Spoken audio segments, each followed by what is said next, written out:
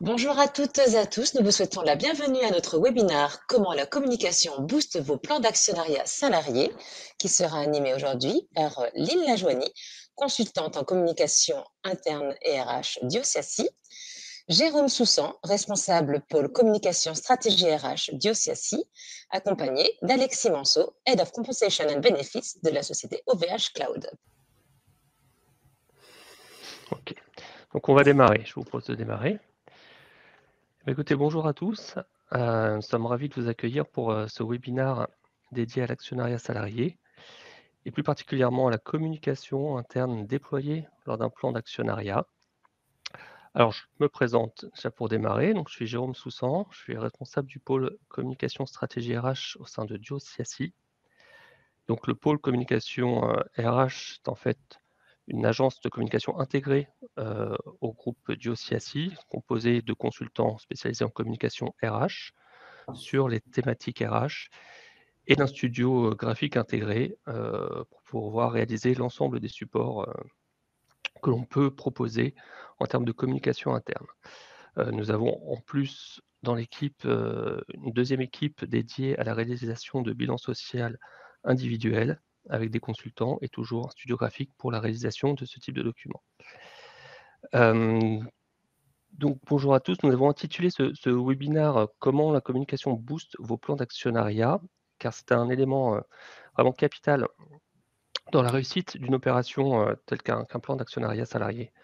C'est ce qui va permettre de comprendre le fonctionnement d'une opération qui par définition est assez technique, en fait, et assez complexe à expliquer puisqu'on est sur un univers assez financier. Et surtout, c'est ce qui va donner un caractère assez événementiel et créer de l'intérêt pour cette opération. Donc pour ce webinaire, nous avons le plaisir d'avoir Alexis Anceau avec nous, qui témoignera de son expérience récente dans la mise en place d'un plan d'actionnariat au sein d'OVH Cloud, et pour lequel nous avons eu le plaisir de l'accompagner. Il y aura aussi l'intervention de Lynn Lajoigny, qui est dans l'équipe communication stratégie RH, qui pourra un peu plus détailler un peu comment a été pensé ce plan de communication et comment il a été déployé. Je vais peut-être laisser Alexis se présenter rapidement. Alexis, je vous laisse vous présenter. Eh bien, ça marche. Bonjour à toutes et à toutes. Merci de cette invitation. Ravi d'être à vos côtés aujourd'hui pour revenir sur ce projet qu'on a mené conjointement. Donc rapidement, Alexis Monceau, je suis en charge du département Compensation and Benefits au sein d'OVH Cloud, qui a la chance de regrouper différentes équipes, tout ce qui va tourner autour des process et de la performance RH, de nos outils RH, de la paie, du contrôle de gestion sociale et surtout de la politique de rémunération, d'avantages sociaux et de la mobilité internationale. Très bien, merci. Et Lynn, je te laisse aussi te présenter à tout le monde. Bonjour à tous, Lynn Lajoigny, je suis consultante en communication RH dans l'équipe de Jérôme. On traite effectivement plusieurs sujets RH, la rémunération de la retraite, l'image employeur, de l'épargne salariale, mais je suis plus particulièrement dédiée au sujet d'actionnariat salarié. Très bien, merci Lynn.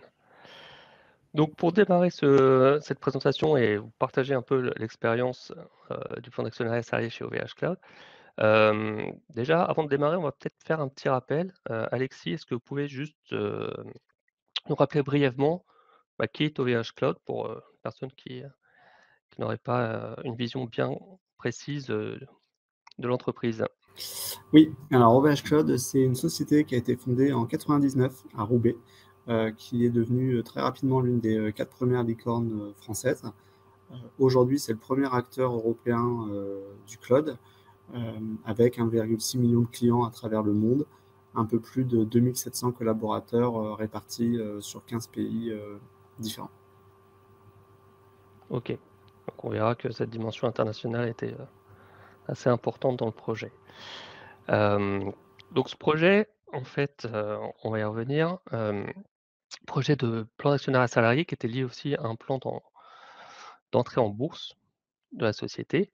En 2 mots, comment est né le projet, en fait? Est-ce que c'était, un un sujet, une ambition qui était une vision de longue date ou est-ce que c'est arrivé un peu plus récemment, cette idée d'entrer en bourse et donc, par conséquent, de proposer aussi un plan d'actionnariat aux salariés? Alors, c'était un projet plus de continuité, c'est-à-dire que l'entreprise s'est développée progressivement, hein, pour démarrer de rien, vraiment d'un mode start-up à aujourd'hui l'acteur leader européen avec des concurrents que sont Google, Amazon, Alibaba, etc. Donc, l'entrée en bourse, voilà, ça faisait partie du plan à long terme, on va dire, c'est la suite logique pour pouvoir, rester indépendant, hein, sur le marché, évidemment, et puis gagner énormément en notoriété. En revanche, la volonté forte du groupe, c'était voilà, OVH Cloud, on a l'habitude de dire, c'est une entreprise technologique, mais avant tout une aventure humaine. On ne se voyait pas mettre nos collaborateurs de côté et les écarter de cette opération. Enfin, les collaborateurs, son bien-être, ça fait partie de nos valeurs, ça fait partie de l'ADN de la société. C'était normal pour nous de les associer à cette opération, de les associer à cette étape majeure dans la vie de l'entreprise. Donc c'est pas simple, hein, puisque vous ne savez pas que vous allez faire une entrée en bourse jusqu'au moment où vous faites l'entrée en bourse, ce qui d'ailleurs nous a amené à avoir plusieurs plans de front. Mais oui, ça faisait partie de la suite logique de l'entreprise. Ok. Donc, si on rentre un peu plus dans le vif du sujet maintenant, en tant que responsable CNB, donc vous vous retrouvez devant ce projet qui doit être mis en œuvre. La question, je pense qu'on peut se poser, c'est comment on démarre, quoi. On vous dit: «Ça y est, on lance le projet, par quoi on commence? Qu'est-ce qu'on fait? Comment on s'organise?» Racontez-nous un peu, votre expérience. Bah, voilà, ça démarre comme ça, effectivement, où on se dit Avec trop de questions. ok, super projet, grosse ambition, sujet clé, crucial pour tous au sein du groupe, hein, que ce soit la partie dirigeante, la partie actionnaire, la partie collaborateur. Donc, gros sujet. Le premier réflexe, c'est de regarder autour de soi, hein, j'ai envie de vous dire, et puis de se constituer une équipe interne pour avancer sur ce sujet-là. Donc, très vite, on a abordé des personnes de la finance, des personnes de la communication, des personnes évidemment du juridique. Et puis, on s'est aperçu qu'autour de la table, tout le monde connaissait ce type de dispositif, mais personne n'en avait vraiment mis en place, en tout cas dans de telles conditions. Ce n'était pas juste un nouveau plan, c'était dans un contexte d'introduction en bourse, etc. En intégrant les valeurs de l'entreprise, bien évidemment, dans cet événement. Et donc, très vite, le conseil était de se dire qu'il fallait également s'entourer de spécialistes pour pouvoir mener à bien cette opération. Donc, prévoir un certain nombre d'appels d'offres pour de l'AMO, pour nous accompagner, s'assurer qu'on avançait correctement, qu'on respectait toutes les étapes, etc. Évidemment, trouver un partenaire bancaire pour nous accompagner, un partenaire juridique fiscal également pour pouvoir checker un peu l'intégralité des cas qu'on allait rencontrer et des différentes thématiques dans les différents pays. Puis, bien évidemment, la communication, savoir comment on pouvait également mettre en avant ou être sûr que ça allait prendre en interne, puisqu'on peut avoir le meilleur produit. Si on ne sait pas l'expliquer ou on ne sait pas le mettre suffisamment en lumière auprès des collaborateurs, ben c'est un peu compliqué. Donc voilà, équipe interne, recherche externe pour l'accompagnement, et donc qui dit également recherche externe, intégration également dans le groupe projet des achats chez nous pour pouvoir avoir un dynamisme qui se crée, choisir les différents interlocuteurs, vérifier la compatibilité entre leurs valeurs, les nôtres, nos souhaits, en tout cas comment on souhaitait avancer, notre façon de travailler. Et puis j'ai envie de vous dire, on se lance, hein. Après, c'est beaucoup d'organisation, si on attend qu'on ait tous les voyants au vert et qu'on soit prêt à tout faire, je ne suis pas sûr qu'on se lance à un moment, hein. C'est quand même des environnements très techniques, très changeants, etc. Mais oui, l'organisation est la clé. Pouvoir anticiper à quel moment on va échanger avec les élus, à quel moment on va revenir sur la structuration de l'offre, etc. Enfin, c'est sans doute sans doute ce qui va faire la différence. D'accord. Et puis en plus, il y avait donc ce double projet, alors qui est pas forcément courant, c'est-à-dire à la fois de gérer l'entrée en bourse, mais aussi d'associer les collaborateurs par le plan d'actionnariat. Nous, ça a eu des conséquences, on va en parler juste après, sur des impacts sur la communication, sur la façon de faire? Est-ce que vous avez senti que ça avait, une complexité particulière ou, un mode d'organisation particulier de gérer ces 2 en parallèle, ces 2 projets? Oui, bien sûr. Concrètement, hein, ce qu'il faut savoir, c'est que c'était important pour OVH Cloud d'offrir cette possibilité et ce plan à l'intégralité de ses collaborateurs et dans l'intégralité des pays où nous étions présents, donc dans les 15 pays. Que ce soit aussi bien pour un COMEX member, je ne sais pas, en France, que un customer support au Maroc ou en Tunisie, en passant par des data centers, nos techniciens en data center à Singapour ou en Australie. Enfin, vraiment, l'idée, c'était que tous les collaborateurs soient concernés et impliqués. Donc, ça demande déjà un travail colossal, dans la mesure où on ne peut pas adresser d'une seule façon l'intégralité des pays. Donc, ce qui était intéressant dans notre offre, c'était de proposer la même offre dans tous ces pays avec les mêmes conditions. Néanmoins, il fallait qu'on ait des dispositifs différents en fonction de la typologie des pays. Concrètement, le FCPE est possible dans certains pays. Fiscalement, il n'est pas optimisé pour certains pays, voire pas possible. Et pour une troisième catégorie de pays, on a dû passer par un modèle de phantom share, donc de plan en cash. Donc effectivement, l'approche était déjà complexe.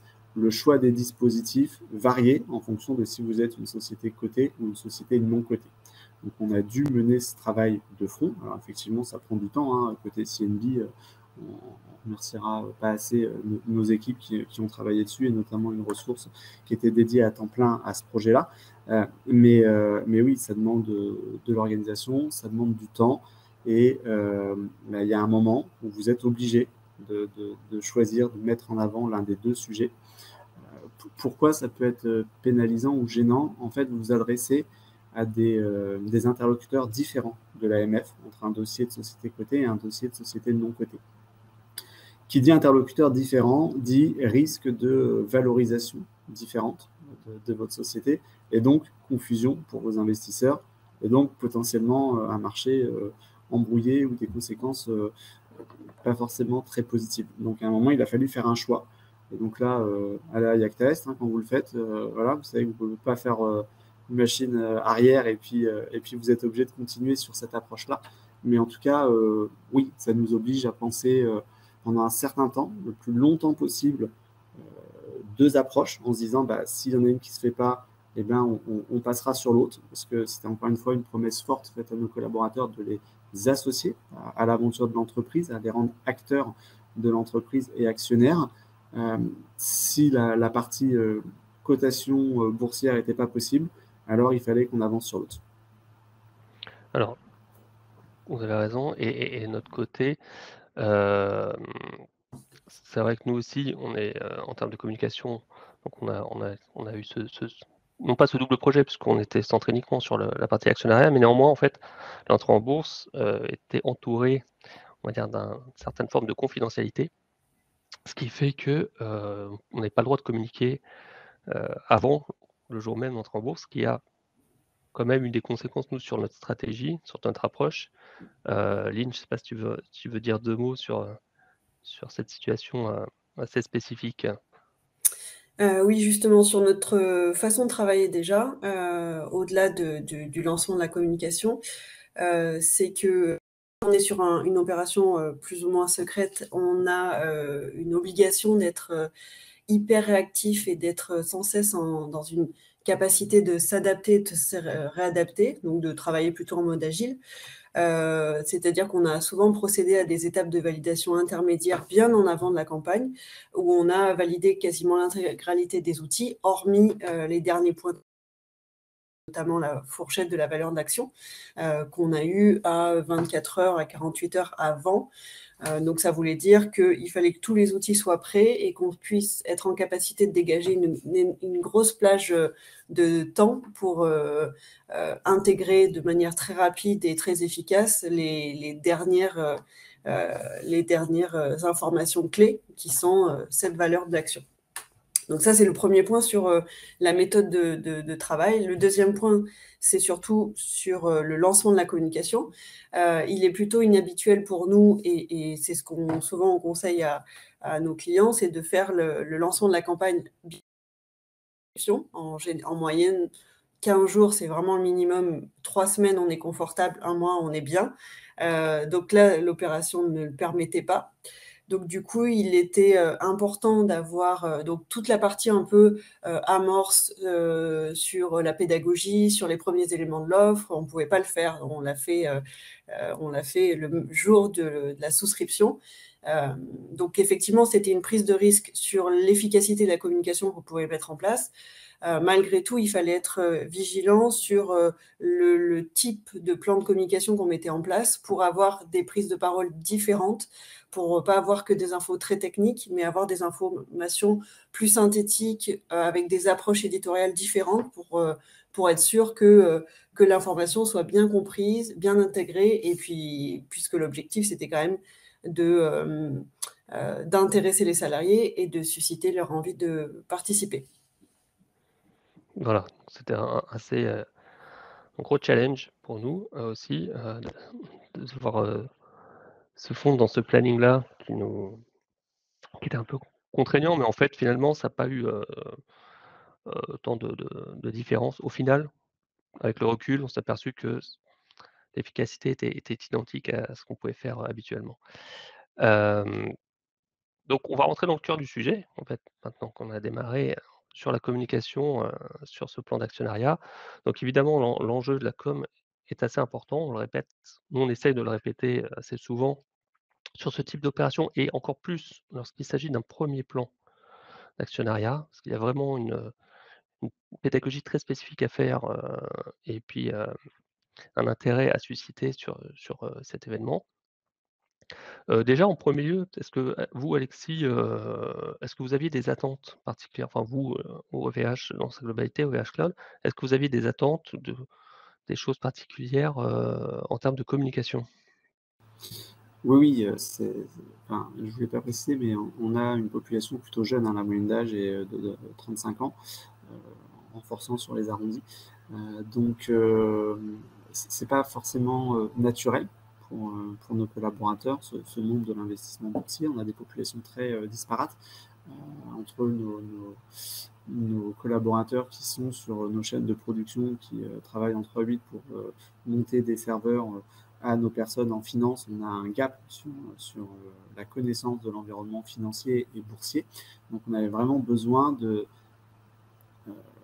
leur expliciter les enjeux, leur expliciter le contexte, valoriser l'opération, leur montrer que les valeurs de notre entreprise étaient traduites dans cette opération.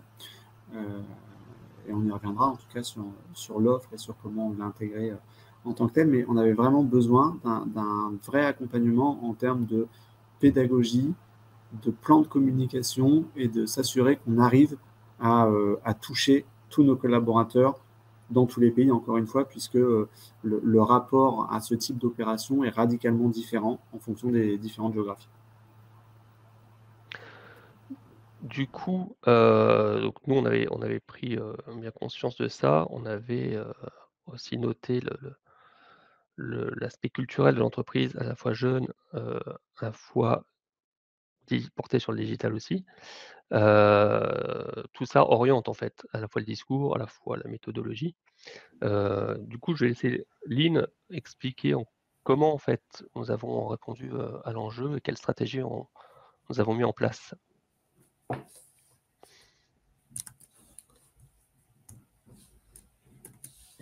Alors justement, sur communication, on est parti sur une approche full digital pour répondre à la fois au périmètre international, au caractère plutôt secret de l'opération, puisque jusqu'à la dernière minute, on ne pouvait pas produire tous les supports. Donc il nous fallait, on ne pouvait pas passer par le biais de l'impression. Mais aussi, il fallait tenir compte de la culture de l'entreprise qui est plutôt start-up. Donc, on est parti sur une communication full digital, avec au centre, au cœur de la campagne, un site d'information. C'est de là que part toute la communication et qui fait le lien avec notamment le site de souscription. C'est le point d'entrée qui permet d'avoir tous les différents outils de communication, mais aussi d'amener vers l'action principale qui est la souscription. C'est un site d'information qui est décliné dans tous les pays, dans les différentes langues, et qui présente aussi les différentes spécificités des plans fiscaux, etc. De là partent des outils qu'on a voulu varier pour avoir des prises de parole différentes. Alexis, pour essayer d'embarquer tous les salariés qui ont des profils et des typologies différentes. Ces outils, ça permet aussi de dynamiser, de rythmer la campagne, de simplifier le discours parfois et de susciter l'intérêt des salariés. Et pour embarquer tout ça, ce qui était important, c'était l'accompagnement des relais locaux. Pourquoi ? Premiers acteurs à convaincre dans la campagne, car on les met dans un rôle d'ambassadeur auprès des salariés, on les outille pour qu'ils puissent porter un petit peu l'offre en local. Donc voilà un peu la façon dont on réfléchit sur une approche en communication actionnariat. Maintenant, comment on travaille, surtout. Il y a la partie conception de la campagne. On travaille un concept avec un nom de l'opération. Donc, je vais vous présenter directement à quoi ressemblait l'identité graphique. Donc, un nom de l'opération avec un objectif de pérennité. Il nous fallait un nom qui était parlant, efficace, qui évoquait le sujet de l'actionnariat, qui était plutôt simple, pour ne pas avoir besoin d'être traduit dans toutes les langues, pour avoir un URL du site qui est court et facile à retenir, sur les années suivantes. Donc ici, on a retenu ESP 2021, donc ça nécessitera à chaque fois de changer juste l'année. ESP pour Employee Share Plan. Voilà, pour Employee Share Plan. Associé à ce nom de l'opération qui est traité en logo, un message qui doit être cohérent avec l'objectif d'OVH. Ici, il fallait souligner qu'il s'agissait du nouvel par OVH, avec à la fois l'IPO et le plan d'actionnariat salarié. C'est la première opération qui fait office de coup d'envoi des futurs plans d'actionnariat. Donc, il était important d'avoir une formulation grammaticalement simple pour faciliter la traduction et la compréhension dans les autres langues. Par exemple, on évite les jeux de mots français. On voulait une adresse directe parce que ça correspond un peu au mode de communication des salariés. Une approche plutôt directe aux collaborateurs pour plus d'impact. Et on a retenu embarquer pour une nouvelle aventure OVH Cloud, devenez actionnaire. Et pour packager ce nom, cette accroche, une tonalité graphique, en cohérence bien sûr avec l'identité d'OVH Cloud et son ADN de marque, qui est facilement déclinable sur la variété des supports qu'on a, sur les différents formats. Mais on souhaitait quand même avoir une tonalité un peu décalée pour en faire une campagne différenciante par rapport aux autres communications du groupe et créer l'événement. Donc, on est parti sur un style illustratif moderne en isométrie pour rappeler l'univers IT et les codes du web de l'entreprise. Donc, l'importance pour nous, c'est d'événementialiser l'opération pour accrocher et embarquer les salariés. Donc, on travaille une identité qui va être fédératrice et qui sert surtout de fil conducteur sur l'ensemble de la campagne de communication. Ensuite, le conseil éditorial. Donc ça, c'est la partie plus technique. On accompagne l'entreprise pour structurer les messages clés. On rédige tous les contenus en tenant compte des éléments techniques de l'opération. Pourquoi ? Parce que, notamment en France, on a une obligation de soumettre l'intégralité enfin, pas l'intégralité, mais les messages forts et les messages clés à l'AMF.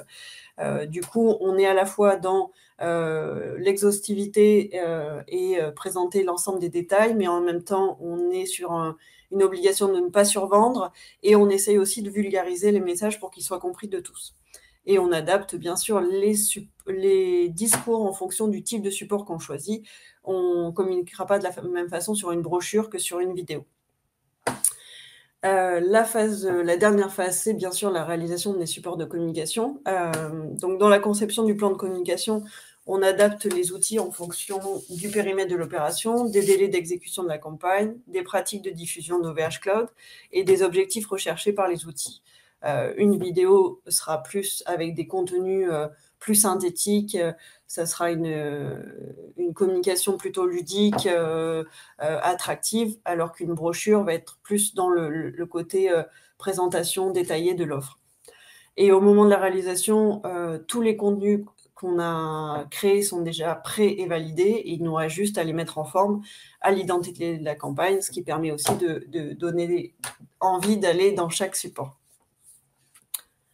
Je terminerai par la partie importante qui est le déploiement de la campagne et en listant un peu les différents outils qu'on a mis en place.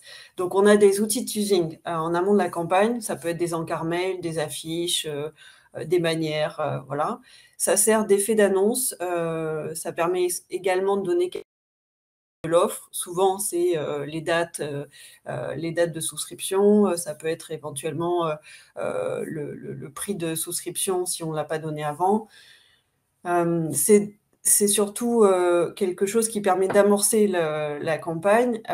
Normalement, c'est des choses qu'on fait en amont, mais spécifiquement sur cette campagne, on l'a fait le jour même. Donc voilà, c'est des choses qui permettent d'amorcer. Ensuite, le site internet, j'y reviens. C'est un site internet qui est décliné d'un site pilote. Pourquoi? Parce que ça permet de minimiser les coûts de production, surtout quand on est sur un périmètre international avec plein de pays. Mais aussi, ça facilite le développement des différentes versions. Sur un plan d'actionnariat, en théorie, on est sur une mission qui est sur environ 6 mois.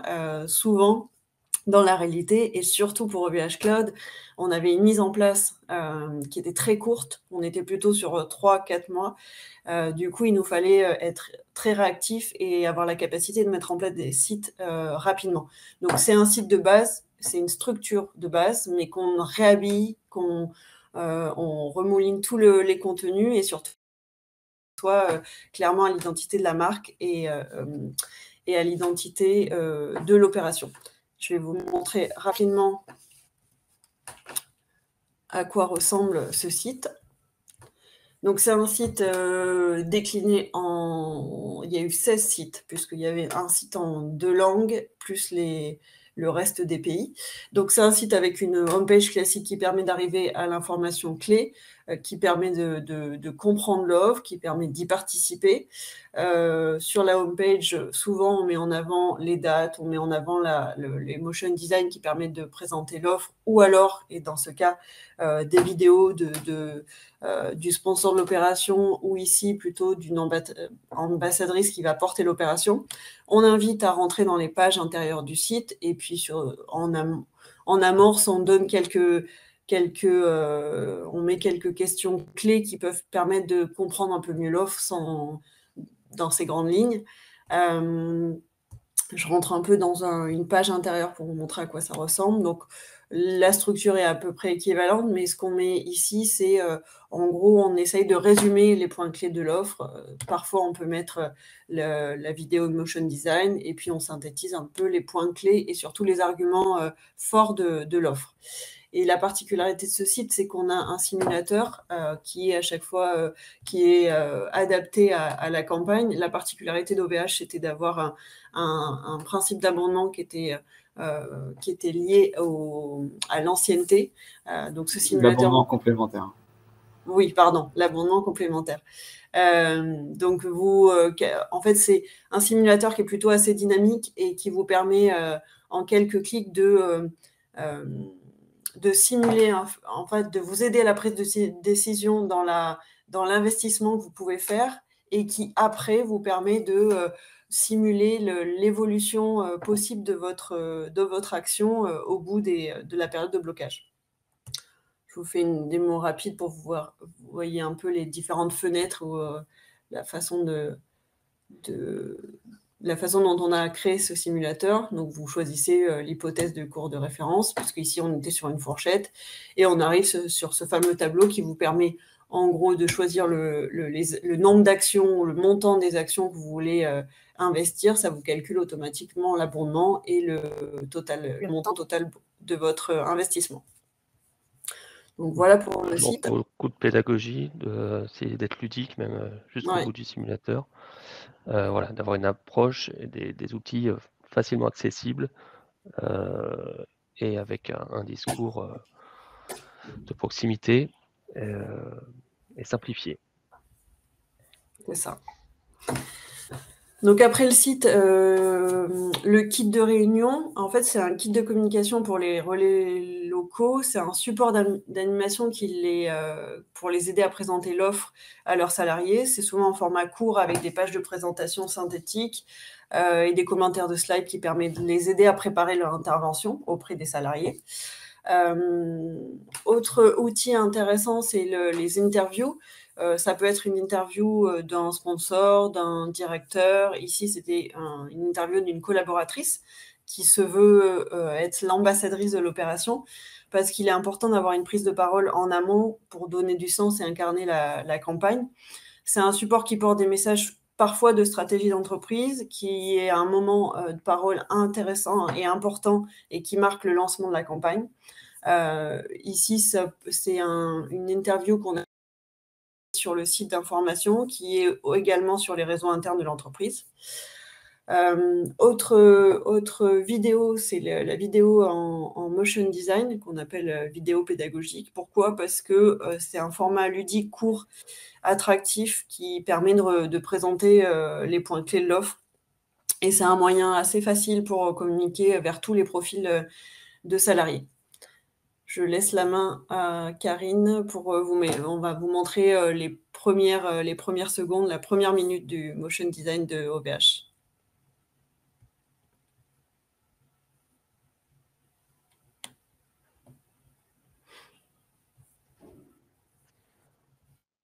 Ça arrive. Voilà.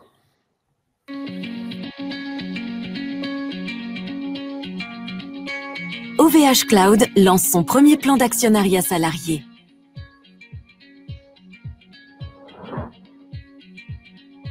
À cette occasion, l'entreprise vous offre des actions gratuites dans la limite du plafond légal en France. La souscription. OVH Cloud vous propose également d'investir dans le plan en souscrivant indirectement des actions au travers du fonds commun de placement d'entreprise OVH Cloud Shares. Le prix de référence des actions sera connu au moment de l'introduction en bourse. En souscrivant, vous bénéficiez de conditions privilégiées. Maximal autorisé de 30% sur le prix de référence lors de votre souscription. Et d'un abondement calculé en fonction de votre investissement et de votre ancienneté, pouvant atteindre le maximum légal en France.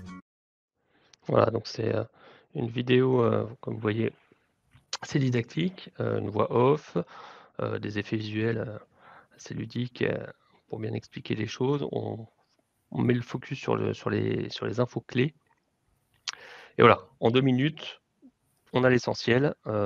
C'est ce qui est assez important dans ce type d'opération, c'est de vite comprendre les points clés de l'opération. Je reprends la main rapidement sur le dernier outil qu'on a choisi de mettre en place pour OVH. C'était un flyer synthétique. Compte tenu du caractère digital, full digital de la campagne, on a voulu que les salariés puissent garder quelque chose, qu'ils puissent l'imprimer, le télécharger avec l'essentiel de l'offre pour retenir et comprendre ce qui est important. C'est un outil qui est adaptable, déclinable dans tous les pays, dans toutes les langues, puisqu'on met en avant les différentes monnaies locales, on met en avant les spécificités fiscales, puisque dans des campagnes où il y a des brochures qui sont imprimées, ils peuvent avoir ce document-là. Là, on voulait compléter le site d'information qui présente toute l'information et en détail. On voulait avoir quelque chose de plus synthétique que le salarié puisse garder avec lui. Voilà pour le plan de communication qu'on a déployé pour OVH Cloud. Merci Lynn. Donc effectivement, on voit que c'est quand même un gros projet, et encore plus lorsqu'il y a un périmètre international assez important. Donc dans ce cas, évidemment, nous, notre travail, ça va être de chercher l'efficacité en termes de communication, mais aussi, on va essayer de vous le montrer, c'est d'optimiser le process de conception et de production, notamment pour pouvoir répondre aux enjeux de planning, mais aussi pouvoir efficacement et facilement décliner l'ensemble des outils, permettre aux relais locaux de se les approprier et de les diffuser facilement. Donc il y a à la fois ce double enjeu efficace et optimiser l'ensemble des supports du plan de communication. Juste pour rappel, tu l'as dit brièvement, Lynn, mais à titre indicatif, est-ce qu'on peut donner des idées de planning, en fait? Combien de temps il faut pour mettre en place un tel plan?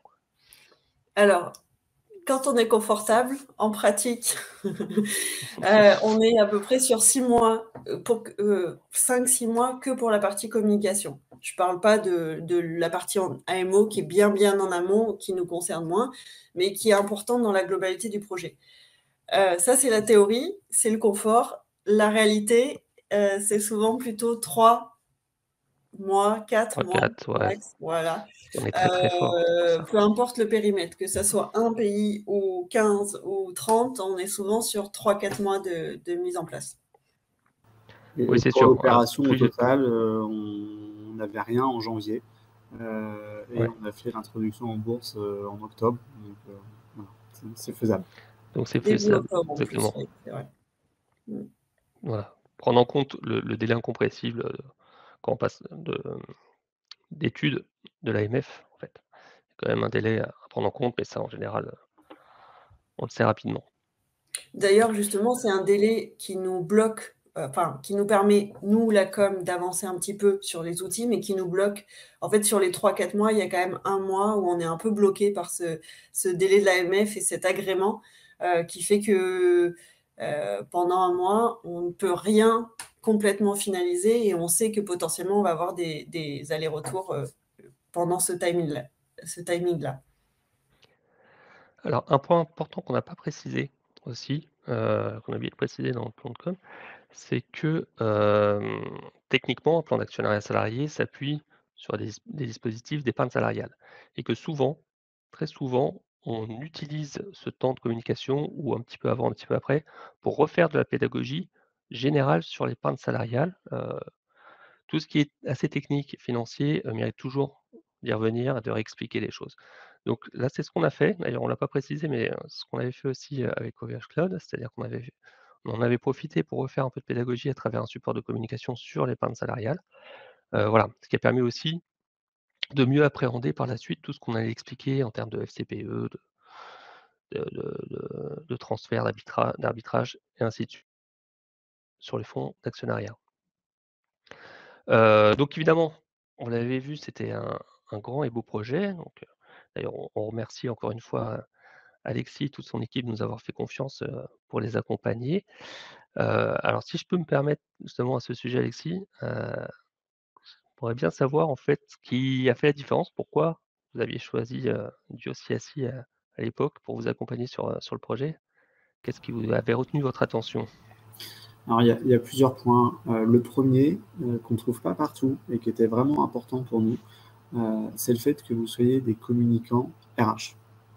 Ça peut paraître, mais on ne communique pas de la même façon sur du corporate que sur de la RH, que sur du produit ou autre.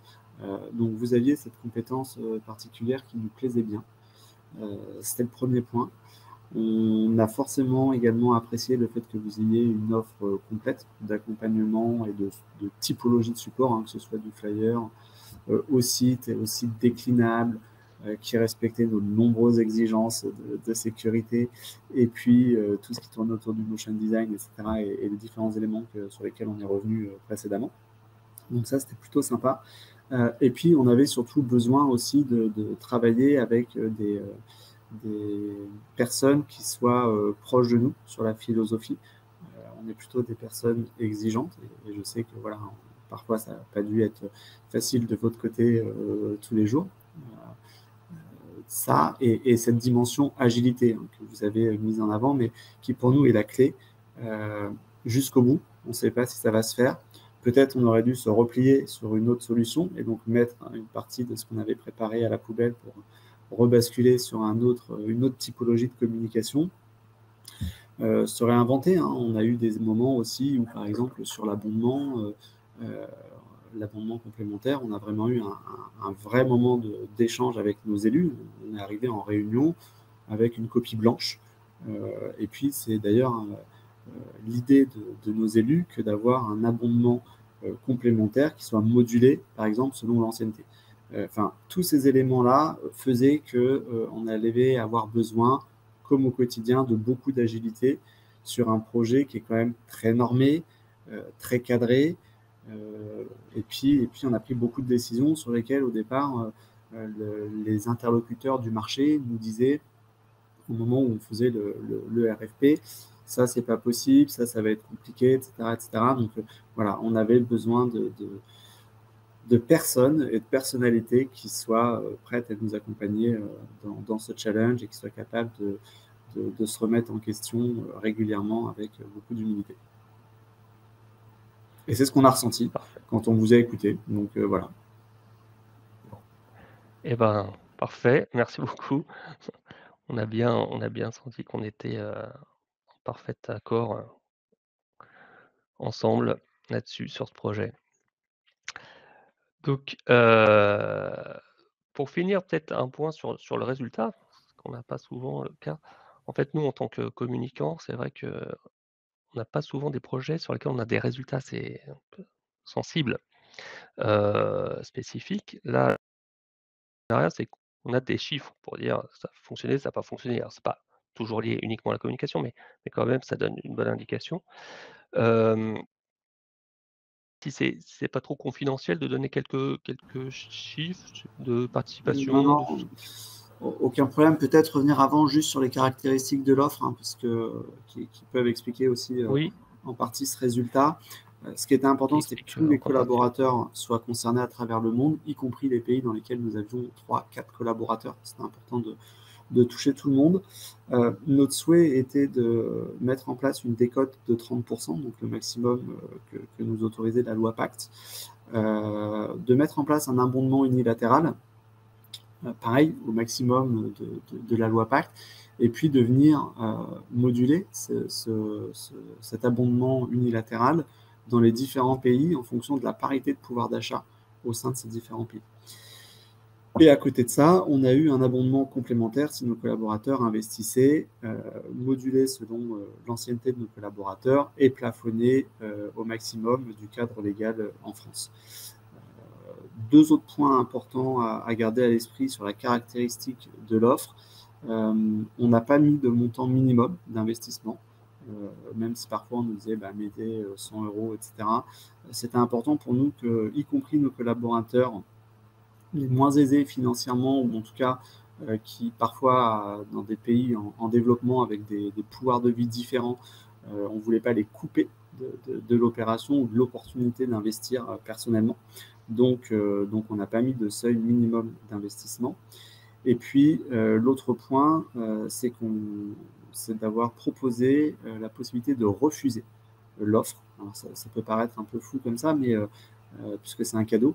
Néanmoins, les cadeaux sont toujours taxés dans tous les pays. Et donc, forcément, donner des actions gratuites sous forme d'abondement unilatéral à nos collaborateurs, déclencher des paiements de cotisation, CSG, CRDS en France, par exemple, et d'imposition dans d'autres pays. Et on ne voulait pas les mettre dans une situation financière compliquée à court terme si ce n'était pas prévu.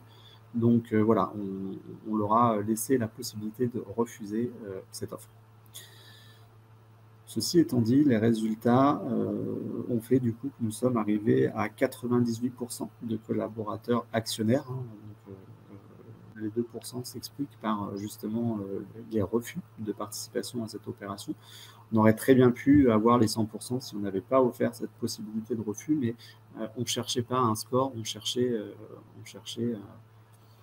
à ce que nos collaborateurs soient eux-mêmes et puissent participer, s'ils le veulent, à cette opération sans engendrer de difficultés pour eux. Néanmoins, le score, pour ceux qui ont déjà fait un plan d'actionnariat, il est assez exceptionnel, en fait. Ouais, il est plutôt pas mal. Et si on se penche vraiment sur les investissements volontaires de nos collaborateurs, on est à 78%. Donc là aussi, c'est plutôt pas mal. Avec un distinguo, France et reste du monde, comme partout. On a dépassé largement le seuil des 80% de participation en France. Et puis à l'international, on a dépassé largement aussi celui des 60%. Donc c'est plutôt un bon retour. Après, à titre personnel, je mesure surtout le succès de l'opération sous deux autres angles. Le premier en interne, on a beaucoup de collaborateurs qui nous disent super, c'est quand la prochaine opération? Donc c'est qu'on ne s'est pas trop planté. Et puis également en externe, les stats sont plutôt bonnes, ce qui nous a valu une reconnaissance nationale, puisque nous avons obtenu en décembre dernier le Grand Prix de la FAS, auquel on n'avait pas prévu de participer d'ailleurs, mais c'était plus sous conseil des équipes qui nous accompagnaient en nous disant c'est quand même un super truc, vous devriez tenter. Donc on y allait un peu par hasard et voilà, on est content d'avoir gagné la plus haute distinction qui était possible sur ce sujet pour notre première opération. Ouais, c'est une belle récompense. C'est une autre récompense qui est pas aussi belle que le taux de souscription, mais c'est aussi une belle récompense.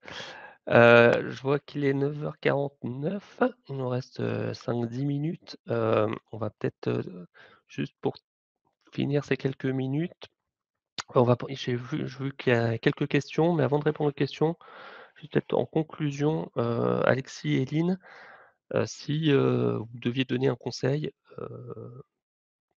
à vos pairs, aux homologues, pour mettre en place, dans la mise en place d'un plan d'actionnariat, quels sont 2 ou 3 conseils que vous donneriez ou les points d'attention que vous proposez? Alexis, peut-être, pour démarrer? Ok, bah, j'allais laisser la parole à Lynn, mais Ah, alors, comme très bien. alors Lynn, vas-y. Bon. Pardon. Allez Lynn, sur la communication? Bon, alors je fais très vite. Sur la communication, ce qui est important, à mon sens, c'est d'intégrer l'équipe de communication dans la globalité du projet, bien en amont de l'opération. Et c'est ce qui a été fait avec OVH Cloud, c'est qu'on était intégré au comité de pilotage qui intégrait les banques, les avocats, l'AMO et les équipes de OVH.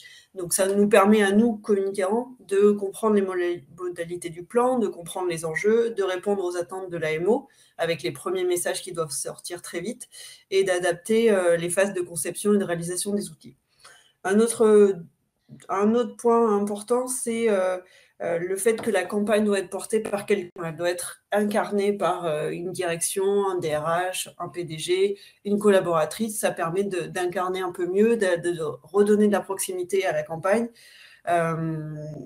et de donner du poids à la campagne.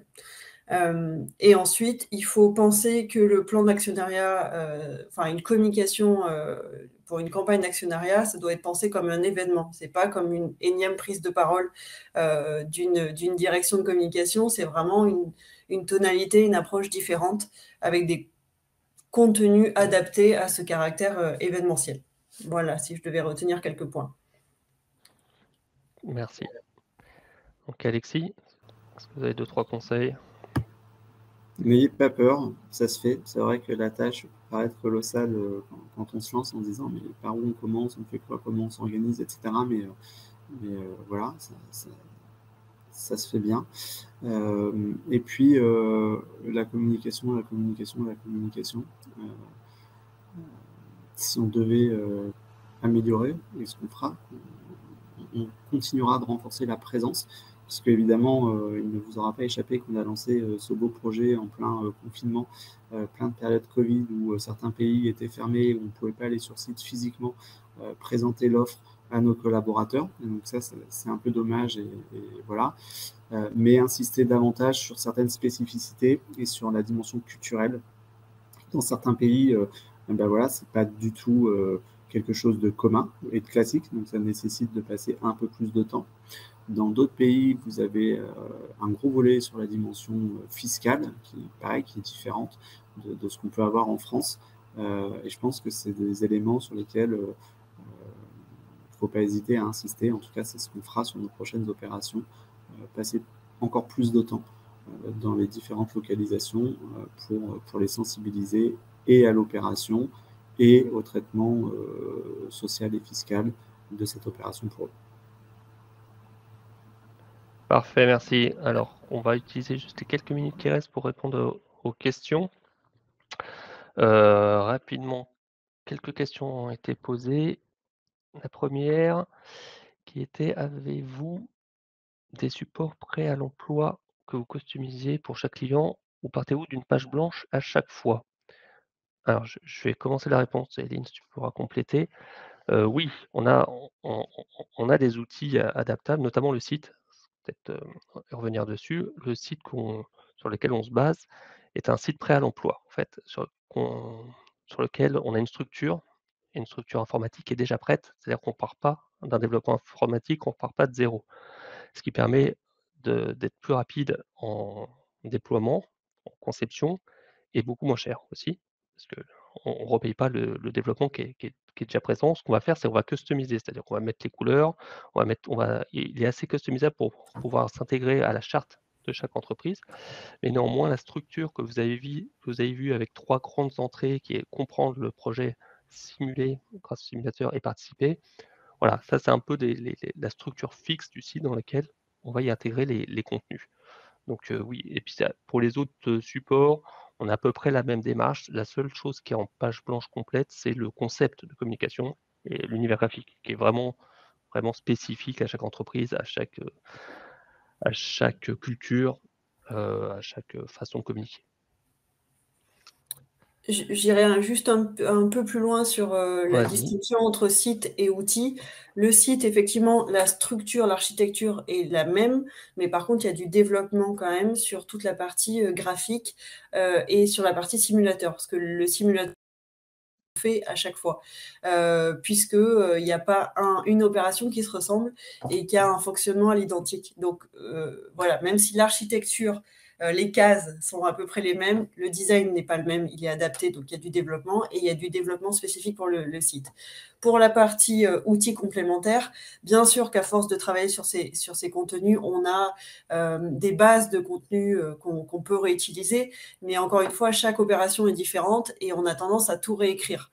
Même si on a des trames en tête parce qu'on a l'habitude et qu'on va très vite sur la mise en place des contenus, on réadapte quand même beaucoup à chaque fois et on essaye aussi, on préfère, c'est notre façon de travailler, on préfère faire plus que du copier-coller. Donc, on a tendance à, au-delà de la spécificité des opérations qui est différente à chaque fois, on a tendance à retravailler le ton, retravailler la façon de restructurer les brochures, par exemple, ou les flyers.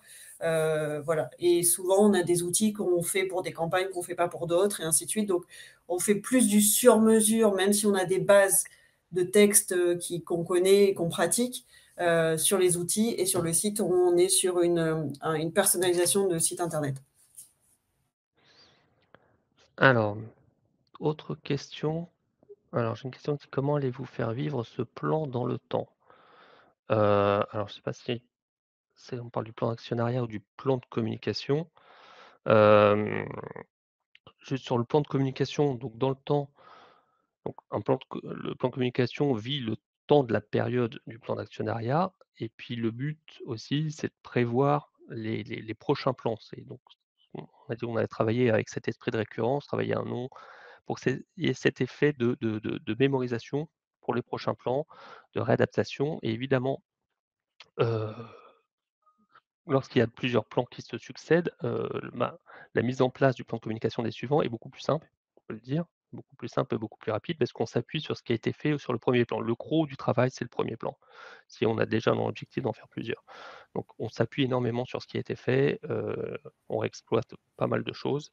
La pédagogie est un peu plus légère, aussi, donc on utilise beaucoup. Peut-être sur le plan d'actionnariat, je ne sais pas Alexis si vous avez une réponse là-dessus, comment va vivre ce plan dans le temps? Est-ce que Il va vous très aviez bien déjà vivre. en tête, les plans suivants lorsque vous avez imaginé celui-ci ou pas? Non, non, step by step, c'est important qu'on aille étape par étape. Là, le premier plan, on ne savait pas trop ce que ça allait donner, si ça allait bien prendre, comment ça allait être perçu par nos collaborateurs. Les résultats nous ont montré que ça a plutôt été bien perçu. Donc maintenant, on réfléchit effectivement à la suite avec des objectifs, on va dire, de communication et d'engagement périn de nos collaborateurs autour de ça. Bon, c'est un peu tôt pour donner des détails en public, mais oui, on réfléchit aux étapes d'après. D'accord. Juste 2 dernières questions, il reste 2 minutes. Tiens, il y en a une sur Comment faire lorsque on n'a pas de salariés connectés? Donc là, on a vu qu'on était sur du full digital, mais évidemment, on s'adapte Oui, à alors juste l'entreprise. si je peux me permettre, Oui, Jérôme, quand même là-dessus, tous nos collaborateurs n'ont pas non plus de PC, hein. Nos collaborateurs qui sont sur ouais. nos usines, Donc c'est nos sites intéressant ouais, de d'avoir. production, voilà, il n'y avait pas de PC. On en a mis à disposition, on a créé des temps spécifiques dédiés avec le HR VP de proximité pour justement les sensibiliser au sujet, leur montrer l'accompagnement de ce site, de comment ça fonctionnait, et on a laissé des PC à disposition pour qu'ils puissent, s'ils le souhaitent, voilà, regarder et souscrire. Très bien. Oui, et puis dans d'autres cas, on peut avoir donc un peu plus du coup de papier quand on a le temps de les produire. Des brochures, c'est ce qui est on revient au classique en fait, qui est la brochure qui est en complément du site ou à la place du site, distribuée, aux salariés, un peu plus d'affichage. Voilà, on a pas mal de solutions, évidemment pour venir en complément du digital ou à la place du digital. Là-dessus, il n'y a pas tellement de difficultés.